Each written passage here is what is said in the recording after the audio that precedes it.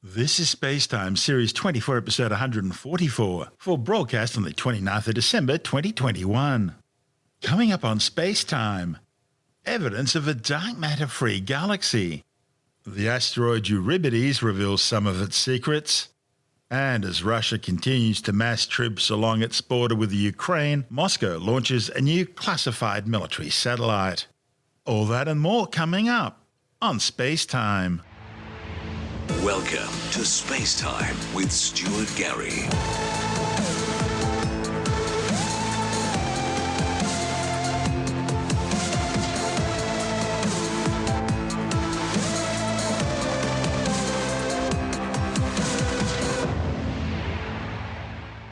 Astronomers think they've found evidence of what could be a dark matter-free galaxy. Scientists don't exactly know what dark matter is, but they know it exists because they can see its influence gravitationally on regular matter, holding galaxies together as they spin. Although dark matter remains a mysterious invisible substance, it makes up over 3/4 of all the matter in the universe. So, there's a lot of it around.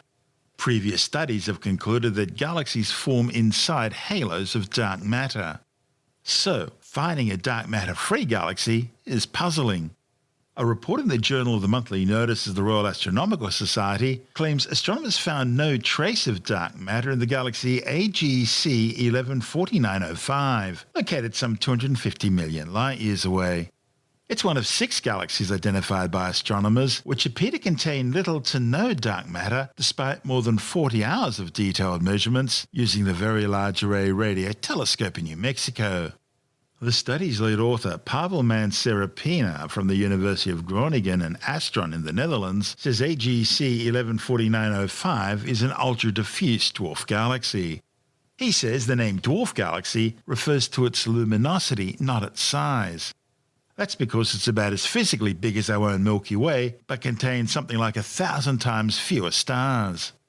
The prevailing idea has been that all galaxies, and certainly ultra-diffuse dwarf galaxies, can only exist if they're held together by large amounts of dark matter. Now, the previous hypothesis suggested that a galaxy could be stripped of its dark matter by another large nearby galaxy. The problem is there are none near AGC 114905. Pena says even the most reputed galaxy formation framework, the so-called cold dark matter model, wouldn't work without the introduction of extreme parameter values far beyond the usual range. And even a modified Newtonian dynamics model, an alternative theory to cold dark matter, still isn't able to reproduce the motions of the gases seen within this galaxy. Another option, the estimated angle at which the astronomers think they're observing the galaxy, would also need to deviate far beyond their best estimates before there's room for dark matter again. The authors have now begun a detailed study of a second ultra-diffuse galaxy.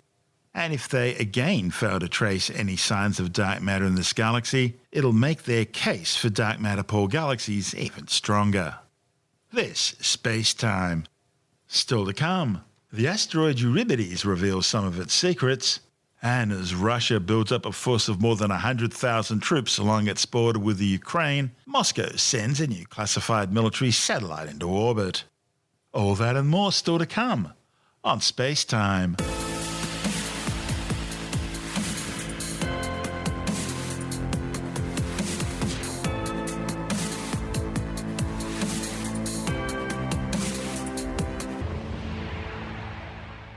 Okay, let's take a break from our show for a word from our sponsor, NordVPN.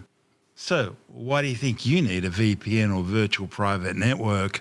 Well, for a start, it gives you extra security. And the more security you have, the better you'll be, especially on the Wild West world of the internet. The sad truth is there are lots of people out there who are working 24/7 pretty well to compromise your security, trying to get your private information. And of course, let's not forget the importance of protecting your kids, your bank details, passwords, and setting you up for ransomware. They may be simply wanting your identity so they can use it for their own illicit purposes, posing as you online. And the first you know about it is when you get a bill for something you never bought. Then there's that issue of geo-blocking that we run across from time to time. And if you're on a Wi-Fi network, you'll want that extra security because after all, public Wi-Fi is a haven for hackers. And so a VPN service will help you. Okay, enough of the scary stuff. As a SpaceTime listener, NordVPN's offering you a special limited time deal. A 2-year deal for just $3.16 US per month. And you'll get a month for free. So that's just $79 for 25 months, saving you 73% on the regular price of NordVPN. And NordVPN's reputation for quality speaks for itself. It's the fastest in the business and the most secure VPN around. And of course, by taking advantage of our special offer for NordVPN, you'll be hoping to support our show. So why not come and check it out? Just go to our special URL, that's nordvpn.com/StuartGary, that's StuartGary, nordvpn.com/StuartGary, and you can check out this great deal for yourself. And don't forget, there's also a 30-day money-back guarantee. So why not give it a try? You've got nothing to lose and so much to gain. That's nordvpn.com/StuartGary, and you'll find those URL details in the show notes and on our website. And now, it's back to our show. You're listening to SpaceTime with Stuart Gary. Astronomers have used the blink of a distant star to determine the size of an asteroid in orbit near Jupiter. The event, known as an occultation, involved the Jovian-Trojan asteroid Eurybates passing directly in front of a distant background star and briefly blocking out its light. An occultation is an event where one celestial object passes in front of another object, blocking the latter object from the observer's view. Now, of course, the best-known example of this is a solar eclipse, which occurs when the moon passes directly between the sun and the Earth, blocking the sun from our view. Eurybates is one of the asteroids that NASA's Lucy mission will visit over the next 12 years during its exploration of Jupiter's Trojans. Trojan asteroids are remnants of the early solar system, with the largest ones named after characters of Greek mythology. The Jovian Trojans are asteroids caught in gravitational wells created by Jupiter and the Sun. These asteroids are grouped together into swarms located around 60 degrees behind and ahead of Jupiter as it orbits around the Sun. Their locations with the gravitational force of the Sun and Jupiter balance each other out, so any asteroids caught there tend to remain in stable orbits. And NASA's Lucy spacecraft is on a mission to explore a number of these asteroids, including Eurybates. Lucy was launched from the Cape Canaveral Space Force Station in Florida back on October the 16th. It'll help astronomers determine what the Trojan asteroids are made of and where in the solar system they were formed billions of years ago. Eurybates is somewhere around 20 kilometers wide. But by watching the occultation and timing its exact length, astronomers have a better idea about its true diameter and also its shape, information which will be useful when Lucy does a close flyby of the space rock. But of course, being at the right place at the right time to catch the occultation was key to getting the data, and a spot near Las Vegas on October the 20th was perfect. The light from the distant star blinked out for just a brief moment, so minuscule it would have been easy to miss.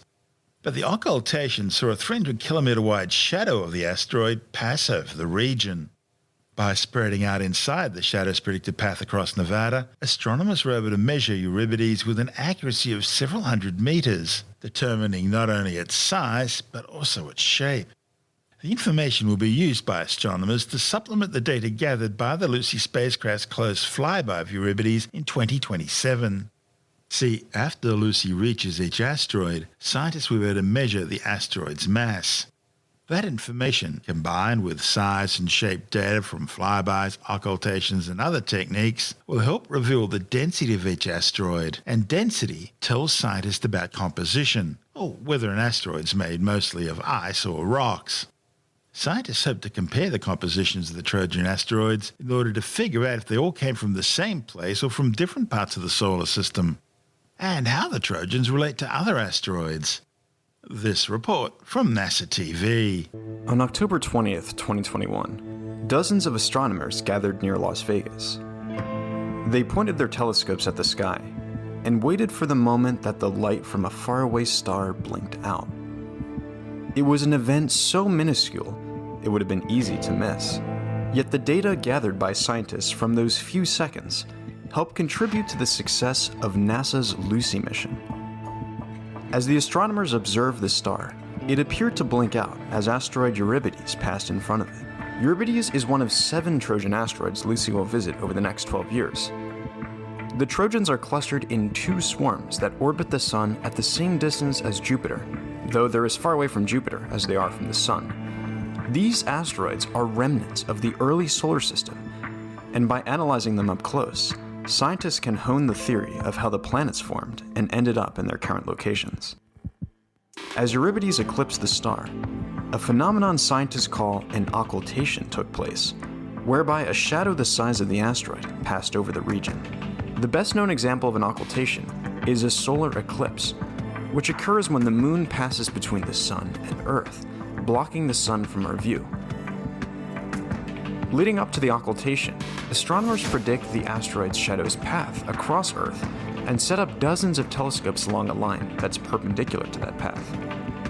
Spread out under the asteroid's shadow, they count the seconds the starlight blinks out as the asteroid passes in front.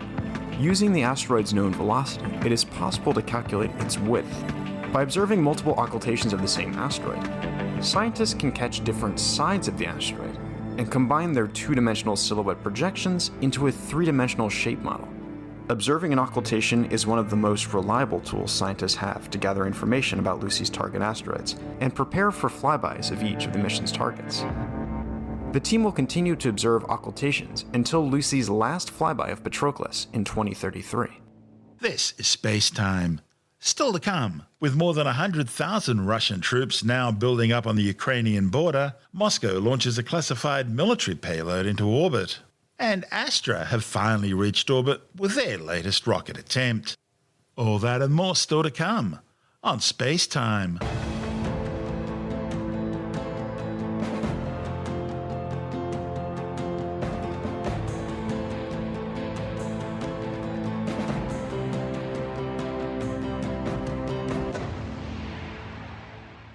Russia has launched a classified military payload into orbit. The mission was launched aboard a Soyuz 21B rocket from the Plesetsk cosmodrome in northern Russia. The launch comes as Moscow masses more than 100,000 troops along its border with the Ukraine and calls by the United States and NATO not to further escalate the situation there. The Kremlin won't comment on the nature of the launch, but we understand that it's a Tundra early warning satellite. These form part of Moscow's Kupol or Dome anti-ballistic missile system, which became operational in 2019. The spacecraft was deployed into a highly elliptical 1,626 by 38,552 kilometre high Molniya orbit, which is typical for Tundra satellites. Molniya orbits are designed to provide extended duration over polar regions. Russia has previously launched Tundra satellites in 2015, 2017, 2019 and 2020. These spacecraft are equipped with advanced infrared sensing equipment designed to detect the thermal signature of a missile, thereby allowing Moscow to track the missile from its launch right through to its intended target, with the aim of providing targeting data for interceptors. They also carry secure emergency communications payloads designed to be used in case of nuclear war. This is SpaceTime. Still to come, Astra finally reaches orbit with their latest rocket launch, and later in the science report, a new study suggests that a daily dose of yogurt could help fight high blood pressure. All that and more still to come on SpaceTime.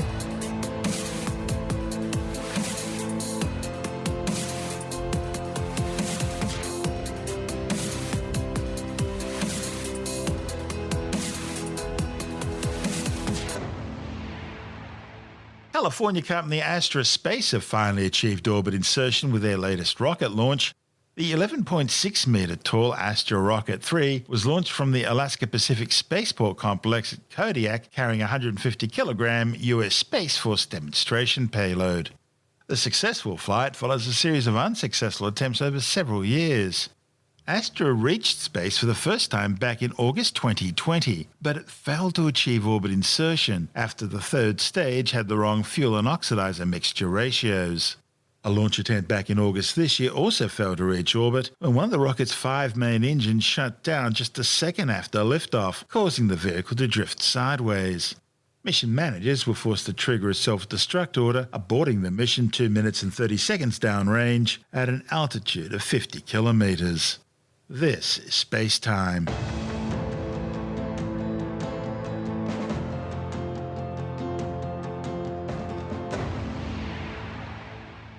And time now to take another brief look at some of the other stories making news in science this week with a science report. A new study shows that around 3 in 5 people have some sort of mild reaction to their first dose of a COVID-19 vaccine, and around 4 in 5 have one after their second dose. But serious adverse effects such as anaphylaxis only affect about 0.3% of first-timers and 0.2% of people having their second shot. The findings, reported in the Journal of the American Medical Association, looked at vaccination responses from some 20,000 people. Mild reactions included fatigue, muscle pain, headaches, chills, injection site pain, joint pain and fever, and were more common in younger people, in women, people who were pregnant, and those who already had COVID-19. Meanwhile, new research shows that people who've had the Pfizer COVID-19 booster jab are 10 times less likely to get infected and nearly 18 times less likely to get severe infection compared to those who don't get the third booster. The data, reported in the New England Journal of Medicine, comes from nearly 4.7 million people over the age of 16 in Israel, which has had one of the fastest and most comprehensive vaccine rollouts in the world. A second study from Israel also shows that those over 50 who've received a booster in the last 5 months after their second jab had a 90% lower COVID-19 mortality rate than those without the booster. Almost 5.5 million people have now been killed by the COVID-19 coronavirus since it first spread out of Wuhan, China. However, the World Health Organization says the true death toll is likely to be at least double that amount, with almost 300 million confirmed cases. A new study suggests that a daily dose of yogurt may be a simple go-to snack to help people fight high blood pressure. The research by the University of South Australia looked at the association between yogurt intake, blood pressure and cardiovascular risk factors, finding yogurt was associated with lower blood pressure in those people with hypertension. This is because dairy foods contain a range of micronutrients, including calcium, magnesium and potassium, all of which are involved in the regulation of blood pressure. The study, reported in the International Dairy Journal, found yogurt was especially interesting because it also contains bacteria that promotes the release of proteins which are known to lower blood pressure. Scientists have discovered the first millipede which actually lives up to its name, having more than 1,000 legs. It was found in a mine in eastern Australia, some 60 metres below ground. The discovery, published in the journal Scientific Reports, says the newly found animal has 1,306 legs, more than any other millipede. The previous record holder was around 750 legs. Scientists studied 4 members of the new species, finding they have long thread-like bodies with up to 330 segments. They're eyeless, have short legs and cone-shaped heads with antennae and a beak, and apparently very tired from cleaning all those shoes. Counting down to CES, the world's largest consumer electronics show, a new creaseless foldable cell phone, and the search engine that keeps your secrets. With the details on these stories and more, we're joined by technology editor Alex Harovrojt from ITWire.com. DuckDuckGo is the privacy search engine that people have heard about for years, and they just put out a blog post stating that it's going to release a desktop browser in 2022. Now, they already have a mobile browser, and in fact, in the blog post, they were saying, look, if you've tried DuckDuckGo in years gone by, try it again today because it's got much better results and it's a much better experience than before. And with their mobile browser, they have this button called the Fire button, and this button effectively closes all of the open tabs and wipes out all the cookies and other information that is normally collected by browsers. So, although privacy is a major part of their ethos, the company says that like it's done on mobile, the desktop version will, they say, redefine the user expectations of everyday online privacy. They're promising no complicated settings, no misleading warnings, no levels of privacy protection, just robust privacy by default across search, browsing, email, and more. So they're saying that they're not going to be forking Chromium, but instead we'll use the rendering engine of the operating system you're using. What does default. that mean, rendering engine? What's that? Well, it's the web browser that's built into operating systems. So whatever the default rendering engine of that operating system is, it's just going to piggyback on top of that. I've got a Windows computer, so... Well, in theory, it means it's using Chromium, but perhaps there's a different... I mean, they haven't gone into exact detail, but they say that with mobile phones, the mobile phone has a default rendering engine. So that's one that's already built in, that's already able to read web pages. And by doing that, they say that they're stripping away all of the unnecessary cruft and clutter that's accumulated over time in major browsers. So they're basically promising that it's a clean and simple interface. It's got the fire button that closes all those tabs and purges browser data, and that it will be ready to become your everyday browsing app as opposed to a privacy-focused search engine. It's private by default.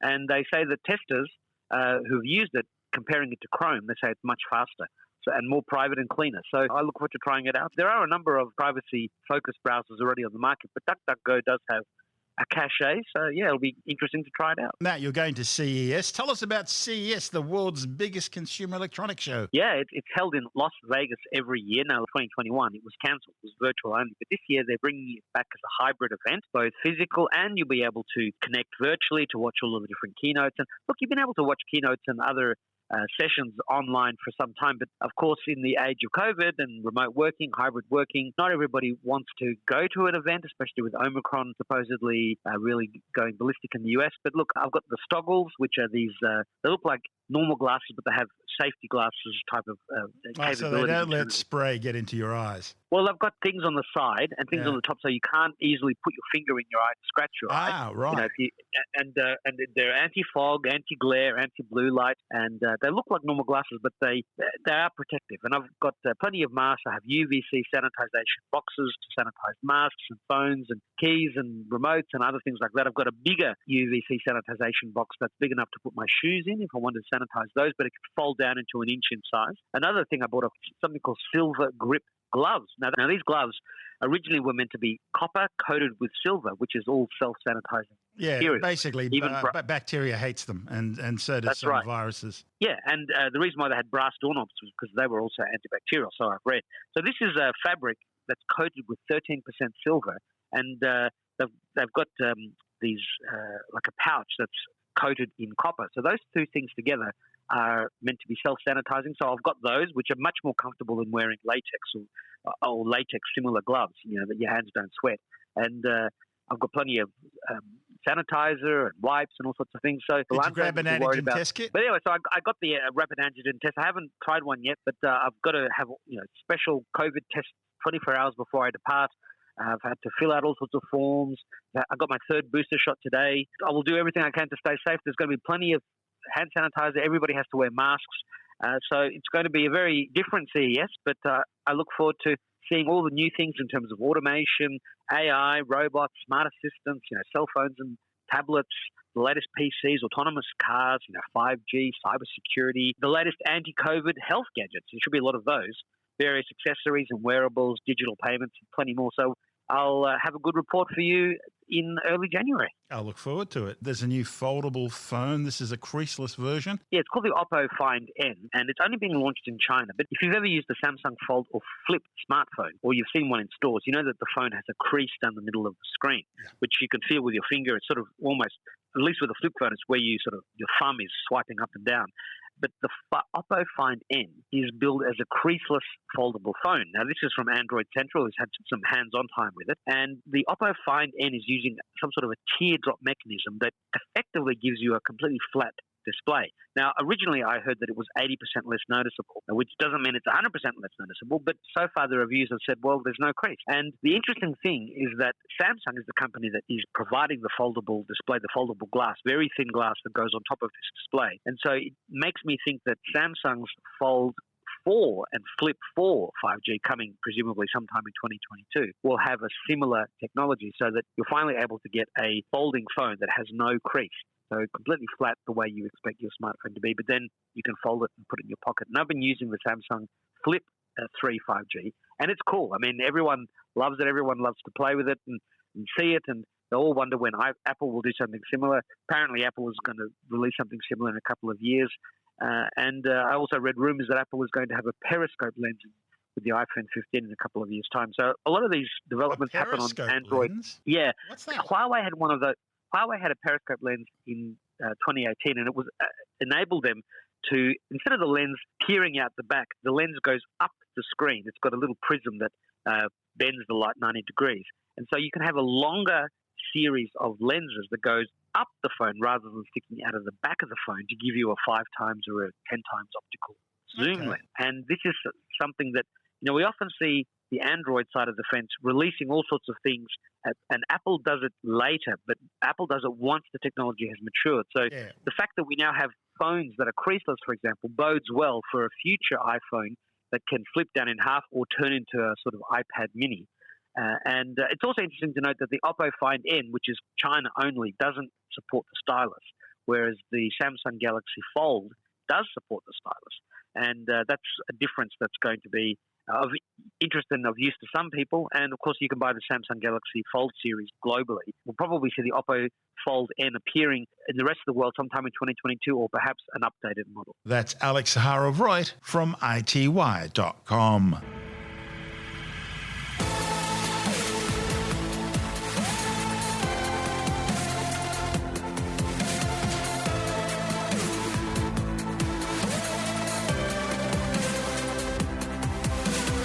And that's the show for now.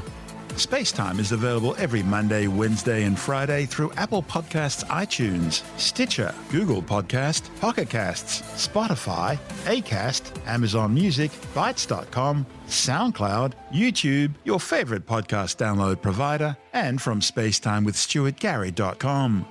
SpaceTime's also broadcast through the National Science Foundation on Science Zone Radio and on both iHeartRadio and TuneIn Radio. And you can help to support our show by visiting the SpaceTime store for a range of promotional merchandising goodies, or by becoming a SpaceTime patron, which gives you access to triple-episode commercial-free versions of the show, as well as lots of bonus audio content which doesn't go to air, access to our exclusive Facebook group, and other rewards. Just go to spacetimewithstuartgary.com for full details.